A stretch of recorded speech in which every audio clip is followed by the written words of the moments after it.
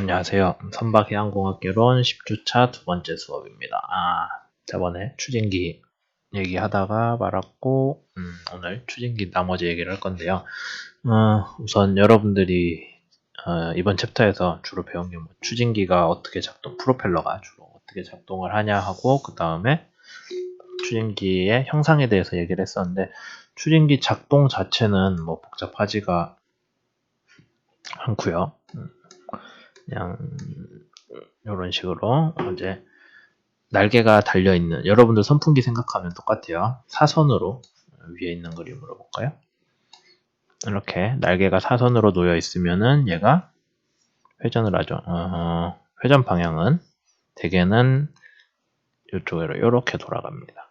그러니까 뒤에서 봤을 때, 뒤에서 앞쪽을 봤을 때 시계 방향으로 돌아간다 라고 생각을 하시면 되고, 아니면은 우리가 오른손에서 선박 앞쪽으로 엄지손가락을 선박 앞쪽 방향으로 했을 때 나머지 손가락이 감아서 돌아가는 방향이라고 보셔도 되죠. 그렇게 돼 있을 때 여기 날개 면들이 있잖아요. 녹색으로 할까요? 여기 날개 면들이 있고 얘가 사선으로 놓여 있으니까 추진기가 돌 때 물이 이렇게 밀려나가겠죠. 그래서 뒤로 밀려나가니까 물을 밀어내는 만큼 배는 앞쪽으로 추진력을 얻는다 라는 게 추진기가 돌아가는 기본 원리였죠. 그 다음에 추진기 형상에 대해서 얘기를 했었는데 제일 중요한 건 피치라는 거고요. 원래 피치가 뭐냐면은 여러분들 나사 같은 거, 나사못 같은 게 있으면은 앞에 머리가 이렇게 생겼죠. 그럼 여기가 이렇게 사선으로 줄이 감아져 있잖아요. 나사산이라고 하는데 얘를 나사를 여러분들이 한 바퀴 돌리면은 여기에 박혀 있던 나사가 한 바퀴 돌면은 여기까지 나사가 앞으로 움직이겠죠.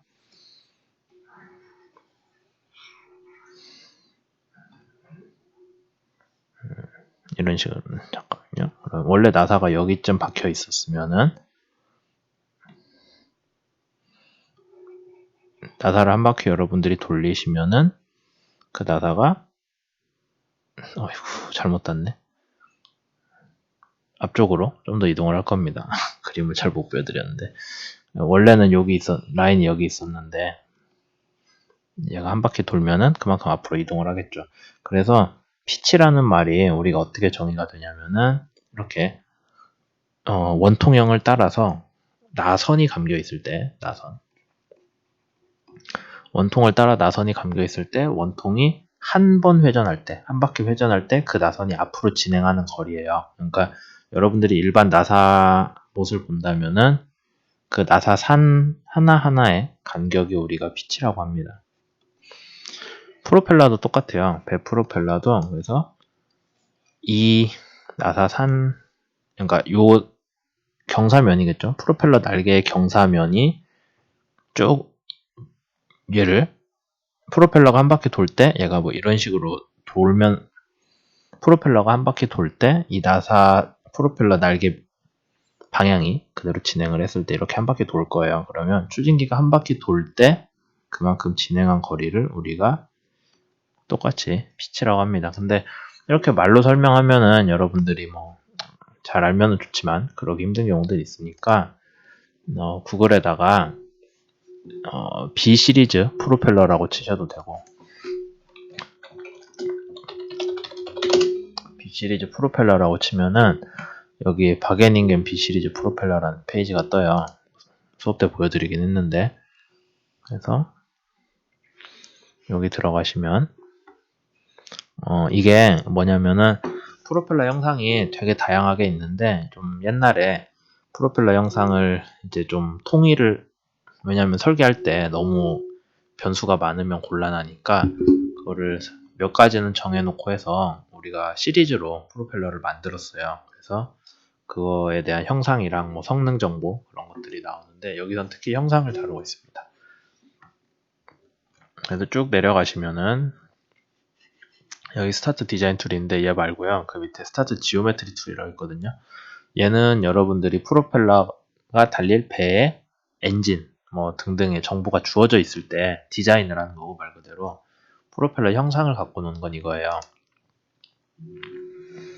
그래서 저번 수업 시간에 보여드린 대로 지오메트리 툴을 켜가지고 거기에서 피치, 또 배운 게 뭐가 있었죠? 레이크, 스큐 그런 게 있는데 스큐는 여기서 조절이 안 되고 피치하고 레이크 정도? 그 정도 바꿀 수 있겠네요.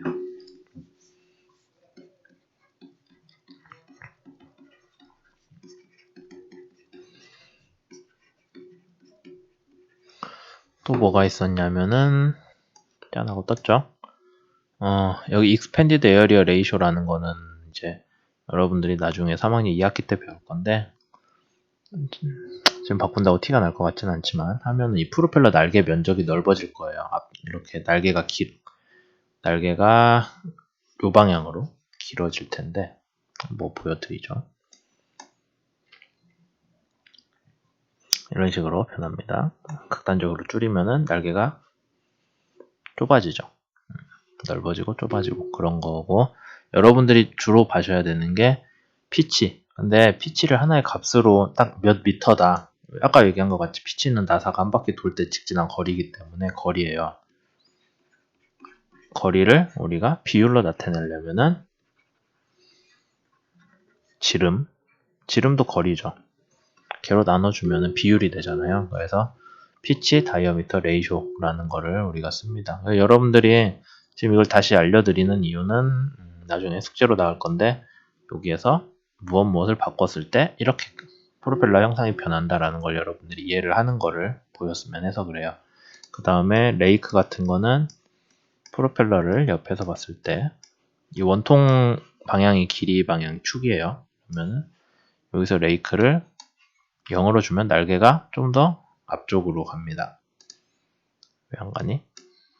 고치는 중이네요. 네, 이런 식으로 앞으로. 그래서 사실 0도는 더 움직이지 않는 거고 레이크가 커지면은 날개가 뒤로 누워요.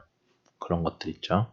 그 다음에 여기 밑에는 그냥 여러분들 읽어보면 알겠지만 크게 우리가 수업에서 다루는 거랑 크게 중요한 건 아니고요. 여기서 2번으로 넘어가면은 날개가 지금 날개 하나 가지고 했는데 그 날개를 똑같이 3개를 배치를 해서 진짜 프로펠러 형상을 만들겠죠. 그래서 이 사이트 들어가셔서 프로펠러 형상 이것저것 바꿔보면서 얘가 얘구나, 피치가 이런 걸 뜻하는구나, 레이크가 바뀌면 프로펠러 날개가 이렇게 바뀌는구나 하는 거를 좀 이해를 해봤으면 좋겠습니다. 앞에서 프로펠러 날개 숫자 바꾸면은 지금 날개 3개짜리인데 4개, 5개까지 될 거예요. 시간이 오래 걸리기 때문에 이제 본 수업을 시작하도록 하겠습니다. 이번 시간에는 프로펠러의 이제 좀 특수한 얘기들을 할 건데요. 프로펠러가 어떻게 생겼냐, 어떻게 작동하냐 앞에서 얘기한 거예요. 그러니까 그런 것들 말고 다양한 프로펠러 종류에 대해서 얘기를 할 겁니다. 한참 안 주고 있네요. 우선 처음에 얘기할 거는 프로펠러 피치인데 날개 5개짜리 프로펠러도 나왔네요. 이런 식으로 생겼습니다. 띄운 김에 얘기를 하자면 아까 이 각도가 피치라고 했었죠. 이 날개가 이렇게 여기 축 대비 어느 정도 기울어 가지고 요 선을 따라서 프로펠러를 한 바퀴 돌리면은 얼마나 전진하냐가 피치인데 거의 모든 배들이 특히 큰 배일수록 작동하는 속도, 프로펠러 회전수 그런 것들이 고정되어 있거든요. 애초에 설계할 때 이 영역에서 최대 효율을 발휘하게끔 그렇게 만들어요. 특정한 영역. 그 특정한 영역이라는 게 프로펠러 설계를 할 때 우리가 생각해내는 프로펠러 작동 조건이 되겠죠. 그래서 사실 프로펠러에서 제일 설계할 때 중요한 게 피치인데 피치를 바꿀 필요가 없거든요. 왜냐면은 어차피 그 속도 영역 아니면은 그 조건으로만 작동을 하는 배로 우리가 고려를 해서 만들기 때문에 그래서 많은 프로펠러들이 피치가 고정되어 있는 프로펠러라고 해서 픽스드 피치 프로펠러를 쓰고 있어요. 대단한 말은 아니고 그냥 프로펠러가 통짜로 만들어져 있어서 하나의 덩어리라서 프로펠러 날개의 피치를 바꿀 수가 없는 것들이고요. 여기 옆에 보시면 컨트롤러블 피치 프로펠러라고 해서 CPP라는 게 있는데 보시면 어떻게 생겼냐면 프로펠러 날개 뿌리 부분이 원통 모양으로 되어 있어서 프로펠러 날개 뿌리 모양이 이렇게 되어 있어서 이 프로펠러의 피치 각도가 통째로 바뀌어요. 프로펠러 날개가 있으면 이런 식으로 돌게 되어 있어요. 보기는 힘들지만 실제로는 그렇게 생긴 것들이고 그거를 우리가 CPP라고 합니다. 그럼 여러분들이 생각을 하기 그럼 이 날개를 어떻게 피치를 어떻게 바꾸나요? 안쪽에 복잡한 기계가 들어있어서요. 얘를 실제로 구동하는 축 말고 여기 얘를 돌리는 축이 하나 더 있어요. 그래서 프로펠러 피치를 바꿔서 뭐 낮은 속도에서 운항을 할 때는 거기서 효율이 좋은 피치를 만들어주고, 그다음에 빠른 속도에서는 또 거기에 맞는 피치를 만들어주고 하는 그런 특성이 있습니다. 근데 그러면 당연히 CPP 컨트롤러 피치 프로펠러 훨씬 좋은 거 아닌가요? 당연히 훨씬 좋아요. 다양한 조건에 쓸 수 있고. 근데 문제가 뭐냐면은 만드는데 비용이 많이 들겠죠. 그 다음에 안에 기계가 들어가기 때문에 좀 설계가 복잡해지는 그런 문제도 있습니다. 그 다음에 또 뭐가 문제가 있냐면, 무턱대고 크게 만들면은 여기 뿌리 부분이, 날개 뿌리 이쪽 부분이 힘을 못 버텨요.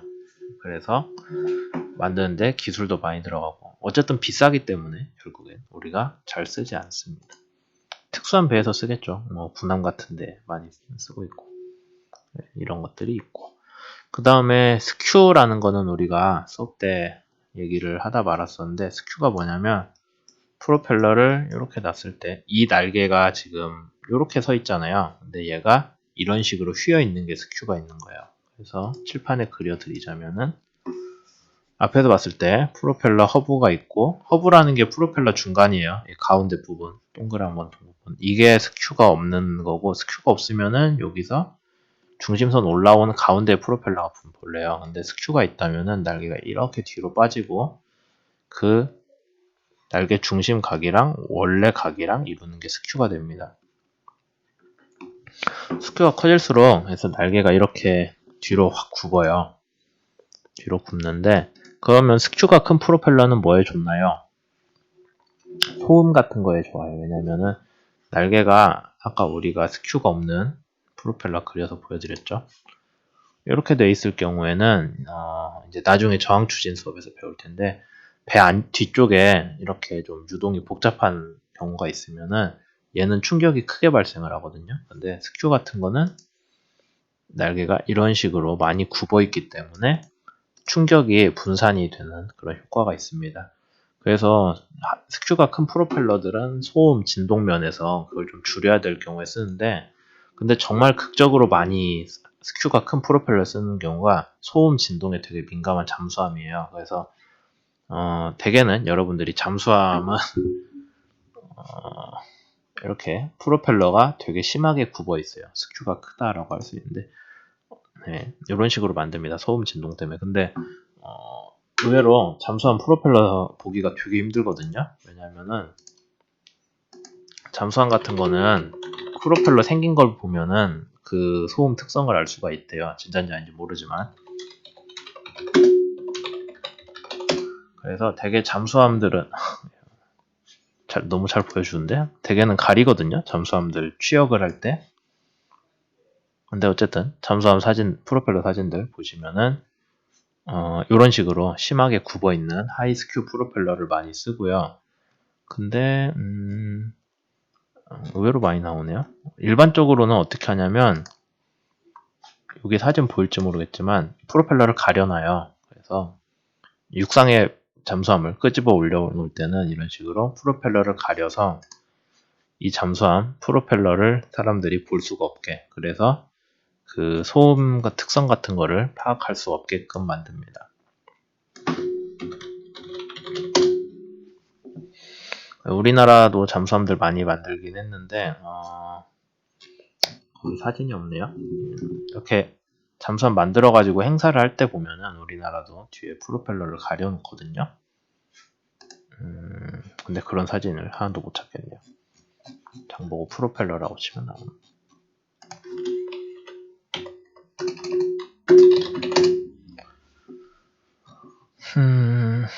뭐 못 찾으면 많은 거죠.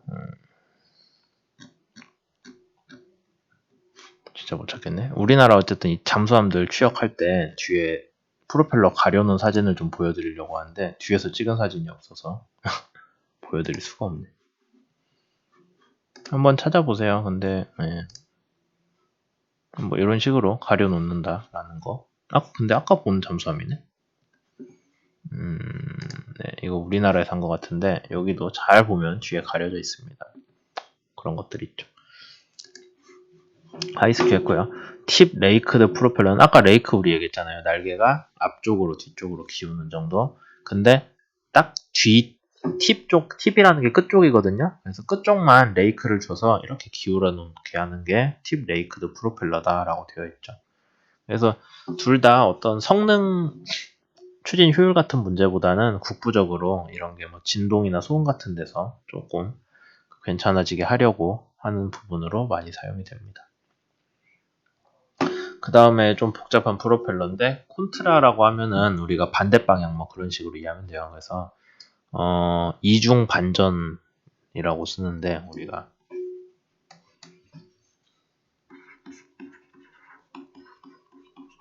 프로펠러가 이중으로 해서 서로 반대로 회전한다라는 뜻이에요.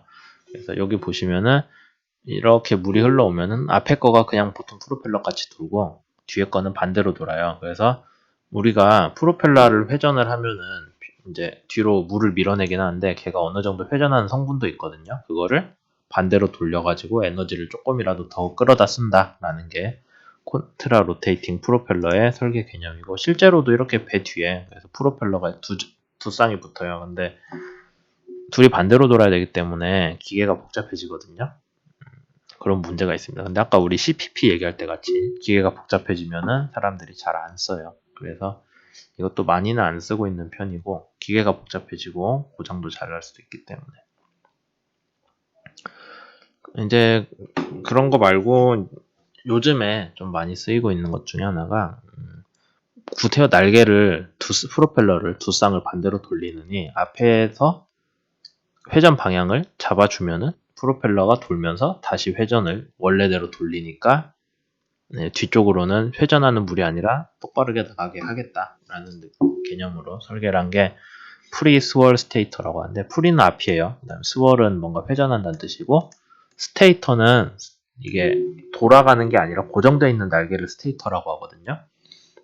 돌아가는 날개는 우리가 프로펠러는 아니고 로터라고 하죠. 로테이션 한다고.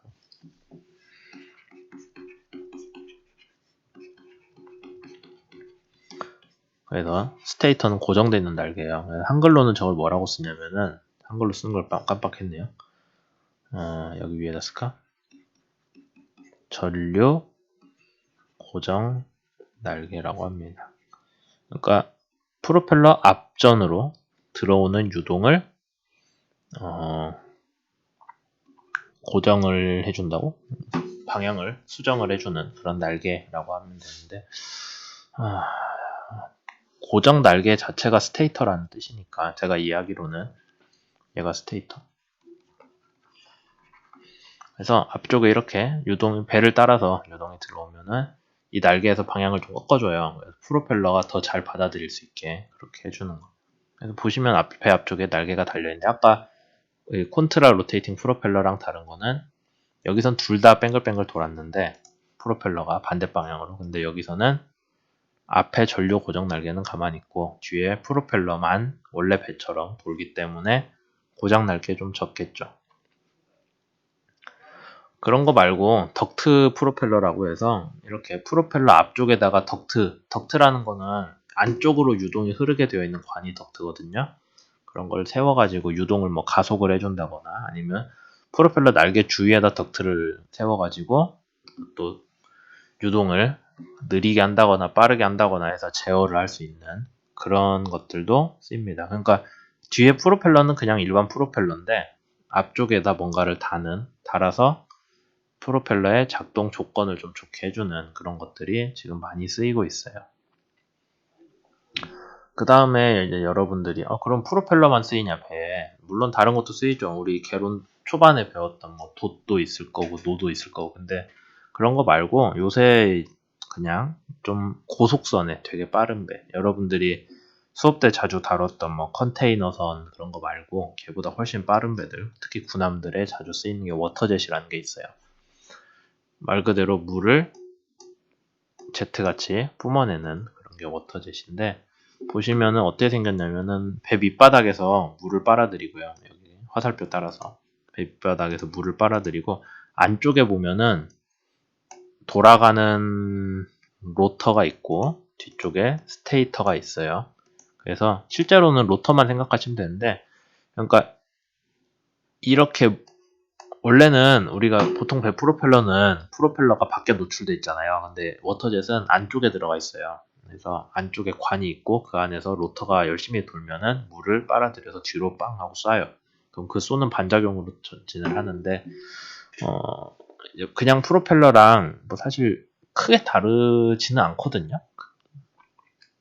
근데 워터젯이라는 게 이제 좀 작고 고속으로 돌아가서 고속에서 효율이 좋고 그 다음에 이런 거는 이제 프로펠러 밖에 노출이 안 돼 있으니까 어디 좀 물이 얕은데 그런 데 갈 때 걸리는 게 없겠죠. 그런 거에서도 좋고 하는 특징들이 있어서 많이 쓰이고도 있습니다. 근데 이제 고속선에 쓰이기 때문에 일반 보통 배에는 잘 쓰이지는 않고요. 그 다음에 배치가 좀 어렵겠죠. 왜냐면은 이 물이 들어가고 나가는 게 되게 보면은 선체 안쪽으로 들어오거든요. 안에다 관을 심어서 하기 때문에 배 안 공간을 차지하는 문제가 있습니다. 그래서 화물선에는 별로 적합하지가 않겠죠. 배 안에 짐 실을 공간을 차지하니까.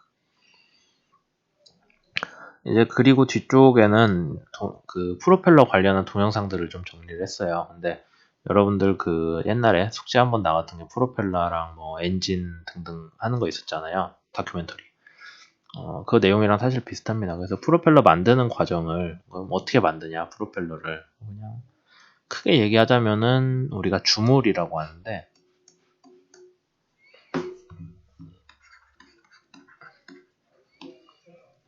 금속을 녹여서 그걸 틀에 부어서 만드는 거예요. 찍어내는 그런 식으로 만듭니다. 그럼 어떻게 만드냐면은 처음에 그 프로펠러가 들어갈 그러니까 프로펠러 형상을 만들죠.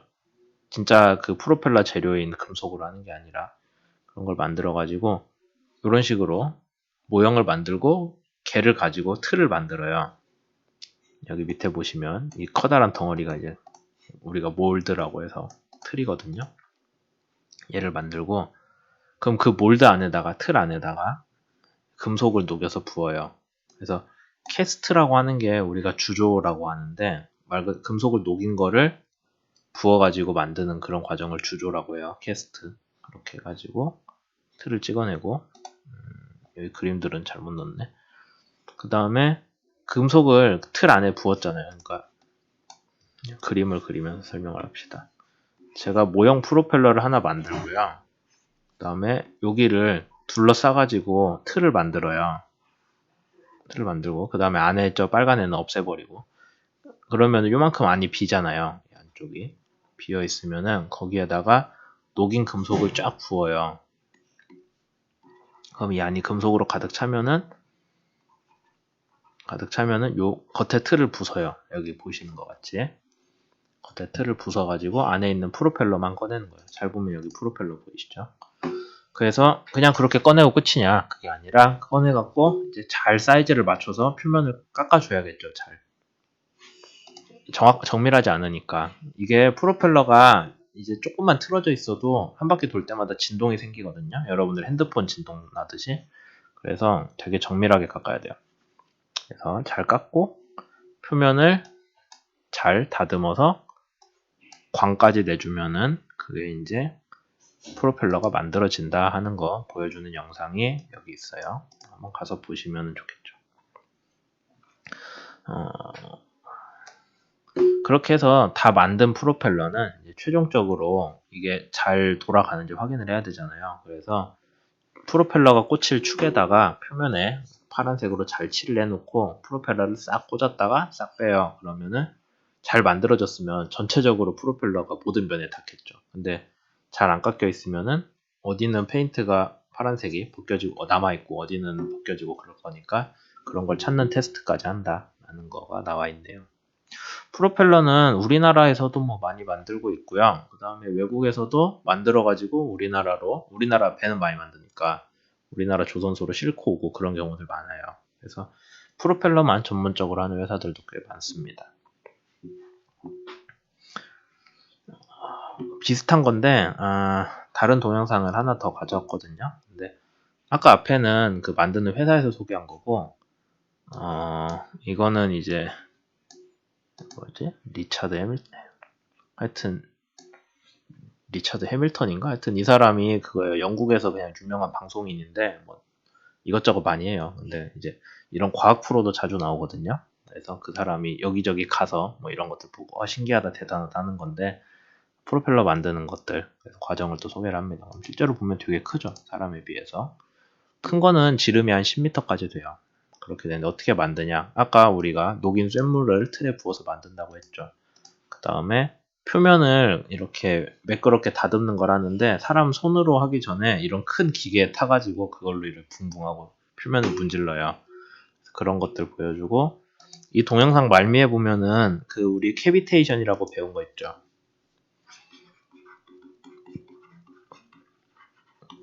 캐비테이션이 뭐냐면은 압력이 너무 낮아지면은 상온에서 보통 온도에서도 물이 기화가 돼서 수증기 기포가 생기는 그런 현상이 캐비테이션인데 프로펠러 표면에서 캐비테이션이 생기면은 기포가 생겼다가 기포가 빵 하고 터지거든요. 충격파가 엄청 세게 발생해요. 그게 프로펠러 표면을 깎아먹는다 하는 얘기가 뒤에 나오기 때문에 한번 보시면 좋습니다. 프로펠러 얘기했어요. 그 다음에 이제 프로펠러는 어떻게, 그럼 프로펠러가 배 뒤에 달리는 건 알겠고, 여기 엔진이에요. 엔진이 있고, 프로펠러가 축까지 연결이 되는데, 그냥 생으로 연결되냐 하면 그건 아니겠죠. 그래서 거기 안에 뭐가 들어가는지를 설명을 한 동영상입니다. 여기 보시면은, 제일 중요한 거는, 프로펠러 축에서, 프로펠러 돌면, 프로펠러 축 방향을 통해서 엔진으로 배를 미는 힘이 들어오잖아요. 그럼 여러분들이 중간에 아무것도 안 해놓으면 프로펠러가 미는 축이 엔진을 밀어버리거든요. 그럼 엔진 안이 부서질 수가 있겠죠. 그러니까 엔진은 돌리는 힘을 전달하는 애지 그 축이 밀리는 걸 엔진이 자체가 버티지 못하잖아요. 그래서 여기 보시면은 뭔가 하나가 막고 있는데 걔가 뭐냐면 스러스트 베어링이에요. 우리가 스러스트는 추력이라고 배웠죠.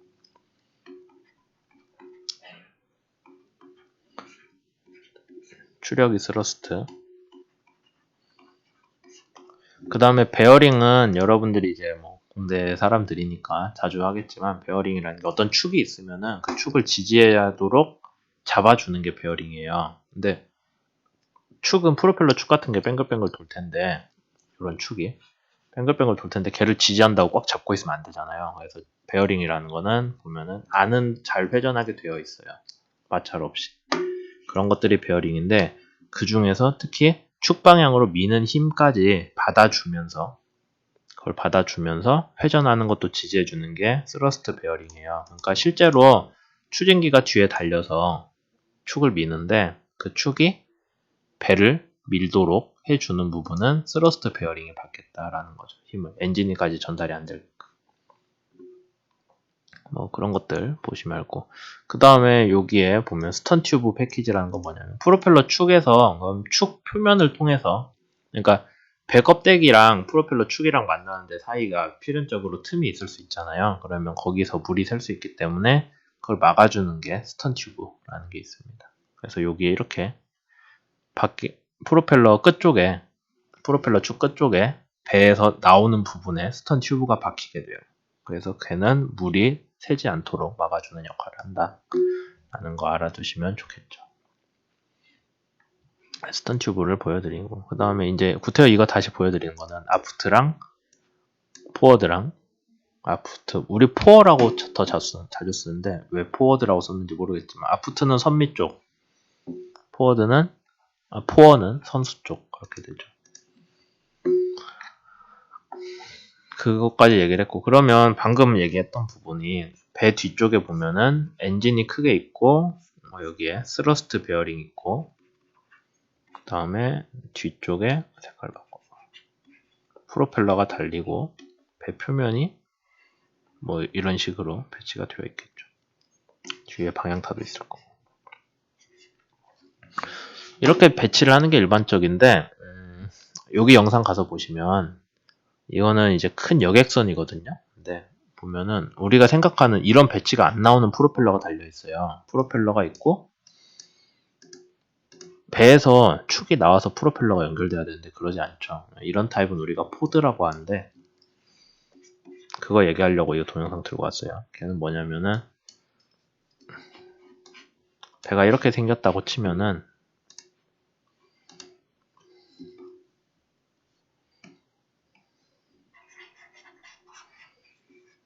선미를 깔끔하게 다 깎아버리고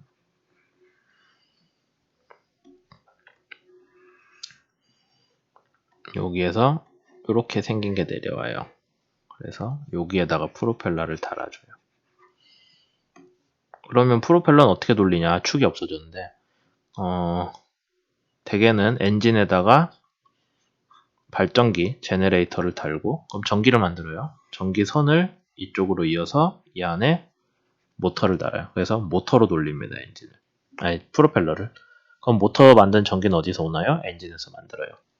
이런 식으로 배치를 해가지고 하는데 얘가 뭐가 좋냐면은 요 덩어리가 통째로 방향을 바꿀 수가 있거든요. 여기 보시면 알겠죠.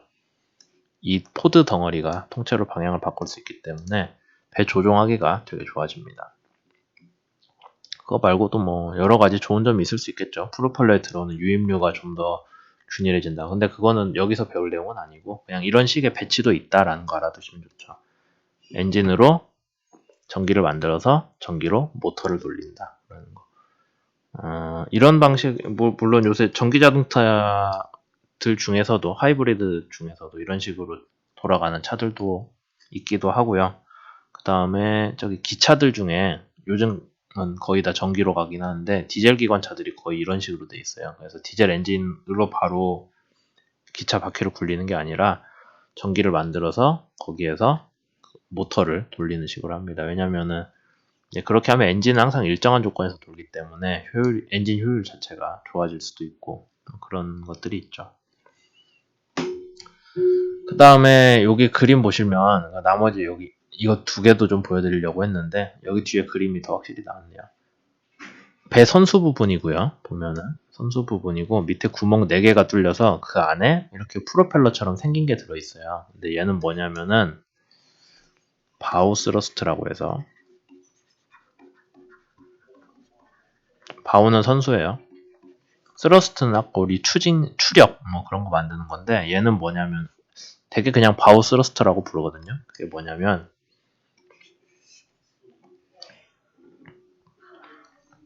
여객선을 위에서 봤어요. 일반적인 배는 뒤에 방향타가 있고 프로펠러가 달려있기 때문에 방향타를 꺾어요.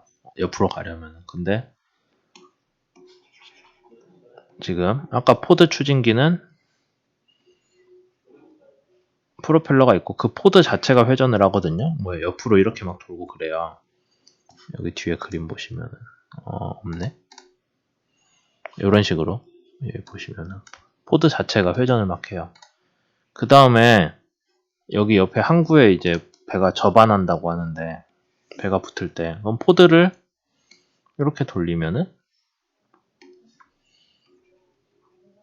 이렇게 돌리면 선수 미가 이쪽으로 붙을 수 있겠죠. 포드를 돌리면서 물을 밀어내니까. 그럼 선수 쪽은 안에 바우스러스트라는 게 달려가지고 프로펠러가 이렇게 있거든요. 그러면은 얘도 이렇게 가서 앞쪽으로 이쪽으로 배를 통째로 밀어줘요. 그러니까 전통적인 배면 뒤에 러더밖에 없기 때문에 혼자서 여기 벽에다 잘 못 붙이거든요. 다른 배들이 밀어주고 당겨주고 해야 돼요. 근데 그런 거 필요 없이 지 혼자서 배를 옆으로 쭉 밀어가지고 항구 벽에다가 붙일 수 있는 그런 거를 해주는 게 선미는 선미도 스러스터를 다는 경우가 있긴 하거든요. 아까 여러분들이 보셨을지 모르겠지만 여기 자세히 보면은 선미에도 스러스터가 있어요. 횡방향으로 배를 좌우로 밀어주기 위해서 그런 타입의 스러스터들이 있어서 그걸 보여드리는 건데 근데 여기 그때 사진 보시면은 수면이 여기잖아요. 그러니까 수면 밑에 스러스터가 당연히 있기 때문에 사람들이 그냥 모르면은 요 밑에 스러스터 열심히 돌고 있으면 위험하잖아요. 뭐 떨어졌을 때.